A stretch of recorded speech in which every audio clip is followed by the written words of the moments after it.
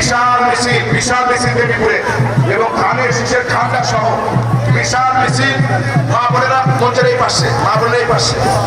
তাহলে হাকিম ভাই, চেয়ারম্যান সাহেব